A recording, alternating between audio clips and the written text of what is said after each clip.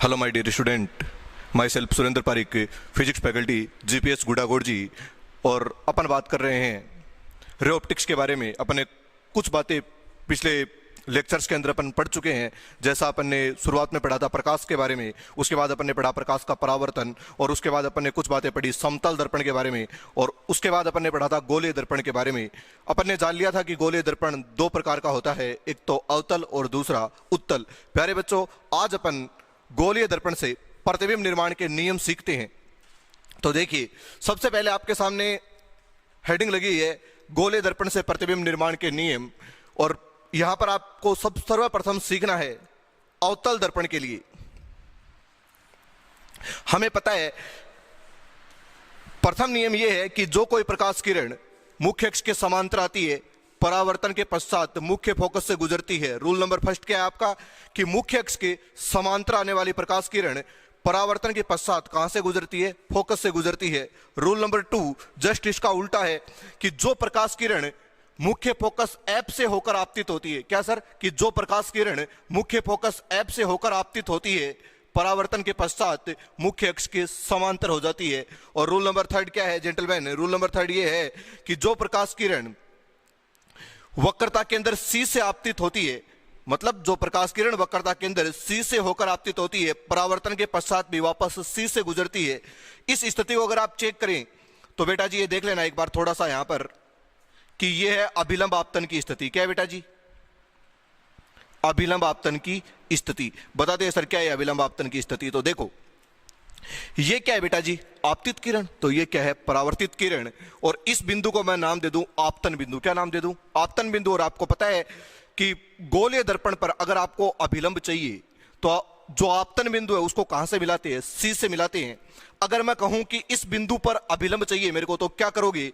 इस बिंदु को कहां से मिला दोगे? सी से मिला देंगे। कहां से मिला देंगे? सी से। इसका मतलब गोलीय दर्पण के जिस भी बिंदु पर अपन को अभिलंब चाहिए उस बिंदु को कहां से मिला देंगे? सी से मिला देंगे।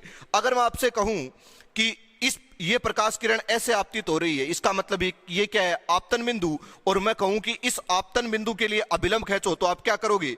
तो आप अभिलंब यहां पर ड्राइव करोगे, क्योंकि आपको पता है कि अभिलंब का मतलब जिस बिंदु पर अभिलंब चाहिए उसको कहां से मिलाना होता है बेटा? सी से मिलाना होता है। इसलिए कैसी स्थिति होगी? अभिलंब आपतन की स्थिति। और अभिलंब आपतन की स्थिति में प्रकाश किरण जिस पथ से आती है उसी पथ से वापस लौट जाती है। तो ये 3 रूल क्लियर। पहला रूल क्या था? समांतर आएगी वो कहां से जाएगी? फोकस से। जो फोकस से आएगी वो क्या हो जाएगी? मुख्य अक्ष के समांतर। और तीसरी जो सी से होकर आपतित होगी तो वो परावर्तित भी कहां से हो जाएगी? सी से। और रूल नंबर 4 बिल्कुल सिंपल है कि कोई प्रकाश किरण गोलीय दर्पण के ध्रुव P पर जितने कोण से आपतित होती है उतने ही कोण से परावर्तित होती है। ये 4 रूल किसके थे? ये 4 रूल थे अपने गोलीय दर्पण से। और गोलीय दर्पण में भी कौन से दर्पण के? अवतल दर्पण के 4 रूल थे अपने। कि ये पहला रूल था कि मुख्य अक्ष के समांतर आने वाली प्रकाश किरण फोकस से गुजरती है, और जो फोकस से आती है वो मुख्य अक्ष के समांतर हो जाती है, जो सी से आती है वो वापस भी सी से चली जाती है। और नंबर 4 के बारे में बात करें तो अपन ऐसा कह सकते हैं कि दर्पण के ध्रुव P पर जितने कोण से आपतित होती है उतने ही कोण से क्या हो जाती है? परावर्तित हो जाती है। अब अपन पढ़ते हैं बेटा जी उत्तल दर्पण से प्रतिबिंब निर्माण के नियम। तो देखो बिल्कुल सिंपल वही बात है। जो प्रकाश किरण मुख्य अक्ष के समांतर आती है, परावर्तन के पश्चात फोकस से गुजरती हुई प्रतीत होती है। रूल नंबर फर्स्ट क्लियर कि जो प्रकाश किरण मुख्य अक्ष के समांतर आएगी वो परावर्तन के पश्चात कहां से गुजरती हुई नजर आएगी? फोकस से। रूल नंबर 2 जो प्रकाश किरण फोकस पर आती हुई प्रतीत होती है, जो प्रकाश किरण फोकस पर आती हुई प्रतीत होती है, परावर्तन के पश्चात मुख्य अक्ष के समांतर हो जाती है। और रूल नंबर 3 अगर अपन बात करें तो ऐसा कह सकते हैं कि कोई प्रकाश किरण सी पर आपतित होती है तो परावर्तित भी किससे हो जाएगी? सी से हो जाएगी। ये तो रूल अभिलंब आपतन की स्थिति हो गई कि जितने कोण से आएगी उतने ही कोण से क्या हो जाएगी? परावर्तित। मतलब बोले तो कोणा इक्वल टू 0 और कोणार्ध इक्वल टू 0। मतलब सी पर आती हुई प्रतीत होने वाली किरण सी से ही क्या हो जाएगी? परावर्तित हो जाएगी। और rule number 4 same to same है कि कोई प्रकाश किरण दर्पण के ध्रुव P पर जितने कोण से आपतित होती है उतने ही कोण से परावर्तित हो जाती है। थैंक यू दोस्तों, ये थे गोलीय दर्पण से प्रतिबिंब निर्माण के नियम।